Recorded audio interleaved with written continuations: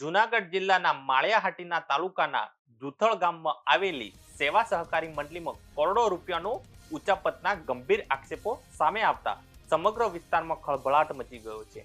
આ મામલે માળિયાહાટીના પોલીસ સ્ટેશનમાં સત્તાવાર ફરિયાદ નોંધાતા તંત્ર હરકતમાં આવ્યું છે. પ્રાથમિક વિગતો મુજબ સેવા સહકારી મંડળીમાં કેટલાક જવાબદારોએ ખેડૂતોના નામે ખોટી રીતે ધિરાણ ઉપાડી લીધું હોવાનું સામે આવ્યું છે. માત્ર એટલું જ નહીં, મંડળીની અલગ અલગ ચોપડાઓમાં હેરફેર કરી કુલ અંદાજે 2 કરોડ રૂપિયાની ઉચાપત કરાઈ હોવાનો આક્ષેપ ઉઠવા પામ્યા છે. ત્યારે વર્ષો સુધી ચાલેલી આ ગેરરીતિઓ હવે બહાર આવતા સહકારી ક્ષેત્રમાં ભારે ચર્ચાનો દોર શરૂ થયો છે. ફરિયાદમાં ઉલ્લેખ કરવામાં આવ્યો છે કે કેટલાક ખેડૂતોને તો પોતાના નામે ધિરાણ લેવા હોવાની જાણ પણ નહોતી, છતાં તેમની નોંધ ચોપડામાં દર્શાવી રકમ ઉપાડી લેવામાં આવી છે.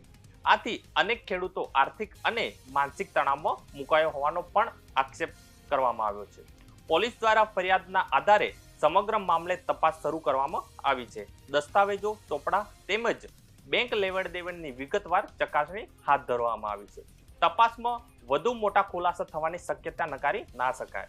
સહકારી મંડળીમાં થયેલી આ કરોડોની ઉચાપતથી સ્થાનિક ખેડૂતોમાં રોષે ફેલાયો છે અને જવાબદારો સામે કડક કાર્યવાહી કરવાની માંગ ઉઠી રહી છે.